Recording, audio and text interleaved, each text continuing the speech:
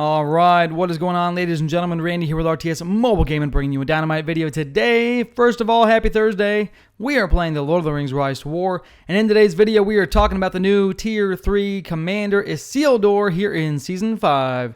This guy is absolutely fantastic, and glorious, okay? Both of the new Tier 3 commanders for evil and good factions are rock stars, okay? So let's start with Isildur. That's who we're covering today, guys. This is Isildur's Spotlight theory crafting video. Now, I did unlock Isildur on my alt account here, which, like my first roll of the season, which I was pretty surprised at. I guess the devs wanted me to make a video, so here we go, okay? I got the hint. Now, I'm going to be playing on my little phone, so you'll see me kind of look down now and then. I apologize. Isildur is fantastic. First of all, Isildur is a leader. This means he's going to gain plus 5 troop command when he hits level 20, which makes him absolutely dynamite for commander troop builds, which he specializes in his skill set, okay? So, nice to see a commander with a bonus that jives well with his skill set, okay? That's check box number uno, all right? As far as his overall stats, pretty solid might at 2.19 per level. He's got a focus at 1.4 per level, and then his speed is 1.86 per level. So all in all, his stats for a Tier 3 commander are actually, especially for like a legendary one here, his stats by themselves are fairly low. They're kind of, I think like the Shadow actually and Camul have slightly better overall stats per level than Isildur. That's okay. He's not here to be a stat stick, okay? Gear-wise, we'll talk about gear in a minute here, but primarily what I'm thinking in my brain here is I'm going to run stuff with plus attack and plus HP. That's really going to complement Isildur's skill set well. So I have a cutlass here, which will have plus 2 attack when it's leveled up. I got a chest here that'll have plus 2 HP, a helmet with plus 2 HP. I've got Fiddle of the Eldest with a cleanse on it. From Second Wind, I can also swap that out and put on Hithlane, which will be plus HP to my army. So I could theoretically have plus 6 HP, some healing, and plus 2 attack on my gear itself at 2 and 3 star gear, okay? For the skills are interesting for Isildur. There is a lot of creativity here. There's a lot of different combinations of builds you can run.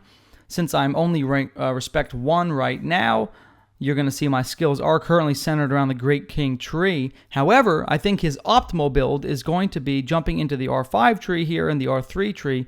All right, so I would actually put, if I was respect 5 level 50 with 59 points to go, I would put in 50 into the R5 tree. I put in 22 points. I put in 15 points in the Last Alliance right here. This will give me, very similar to Arwen, right, her ability to massively reduce the first 7 instances of damage that you take. Really, really strong, okay? That will combine really nicely with the Coalition ability, which is going to give your men units a 75% chance to deal maximum damage, okay? It'll also give your Elven units a chance to gain initiative. However, you're going to primarily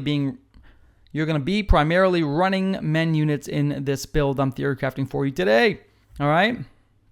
His other ability here, Free Peoples, is great. I think if you get into the higher respect levels, say you're like respect level 12, you may have some points to put into Free People, but for right now, we're going to skip that, okay? Because you're already getting enough defense from Last Alliance and the Great King, which we'll talk about in a second, okay? His R3 tree here is really, really nice for giving bonuses to the Dundane Ranger type units, which are men type anti-range units. These guys are phenomenal, okay? Between King of the Dundane and the Last Alliance, okay, we'll also put some points into the Dundane bloodline. I'm probably pronouncing all of this wrong. I apologize. We're going to see a total of plus 2 attack, plus 5 HP, plus 5 defense for your Dundane units. It's going to be really, really nice just from the skills alone. So if we put in gear too, we'll be at plus 4 attack, we'll be at plus 14 HP, and we'll be at plus 5 defense, okay, from the gear I'm wearing right now. All right, with the Hithlane. So that's super duper nice. In addition, right, just 1 point in Dundane Bloodline will give you the ability to get that plus 2 attack with 5 defense, okay? This stays at plus 2 attack. It doesn't go up to like plus 14 attack. It just stays at plus 2 attack, and then the defense increases every level. All right? So 1 point and there's enough.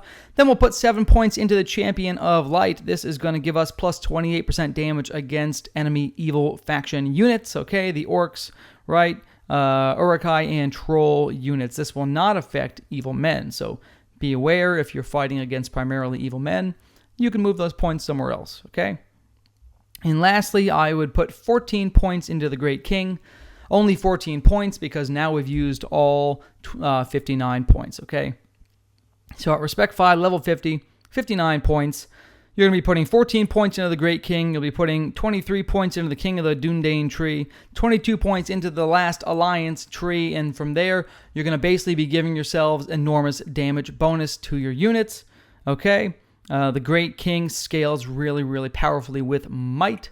So as your might goes up and you're wearing strong gear at a high level, you will have fantastic plus 30 to 40% damage output for rounds 2, 3, and 4 just from this. You combine that with the fantastic Champion of the Light ability, and you're going to see yourself dominating, decimating, and pew-pewing them in the face, okay? And keep in mind, the Dundanes get an additional plus % damage against the enemy. Let's take a real quick look at that, okay?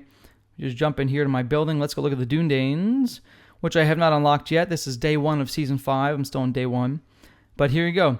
Dundanes gain plus 30% damage against range units. So, on top of all the damage bonuses I just told you, if you were to fight against an enemy that happened to have Urukai snipers or Morgul arbalests, it's game over. It is game over. You're literally dealing 100% bonus damage. You have a chance to double strike. I might have skipped over that, by the way. The R3 ability gives his Dundane units a chance to double strike every single round, okay? So King of all Dundane. I'm definitely pronouncing that wrong, but this will give your units a 45% chance to follow up, which is a double strike. So your Dundanes will be dealing almost 100% bonus damage in rounds 2, 3, and 4 to enemy range units with a 50% chance to double strike. Disgusting. Absolutely disgusting, okay? Now, that is pretty much the video. I mean, the Great King is highly defensive as well. You can see there it's going to reduce the damage the enemies deal in round 1.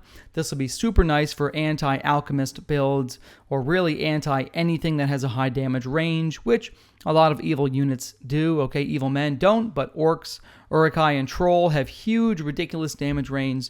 This will really counter damage between the Great King and Arwen's Last Alliance ability that Isildur also has here.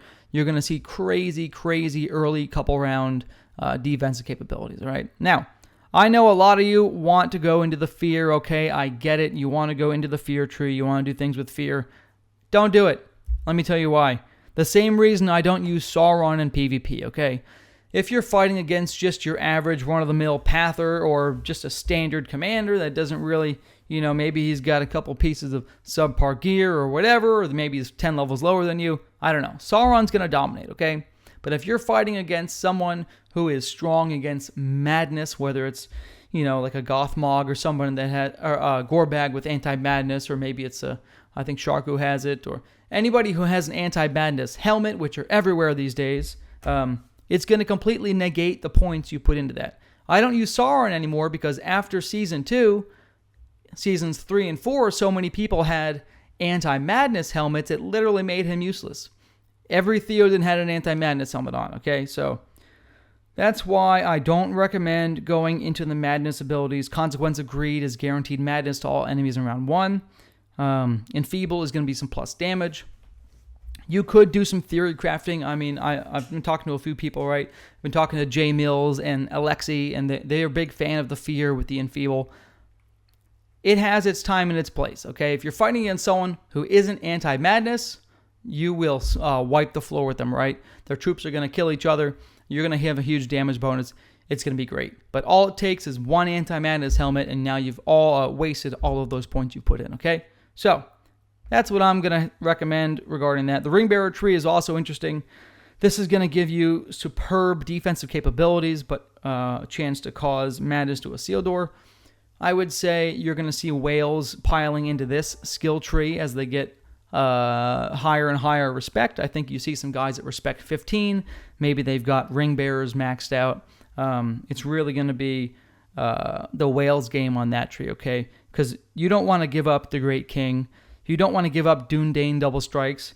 And you don't want to give up the Last Alliance, okay? If you're not a whale. That's the plan, ladies and gentlemen. If you liked this build, give me the like and subs. Love it a long time. Randy out of Seal Lord, ladies and gentlemen. Here we go.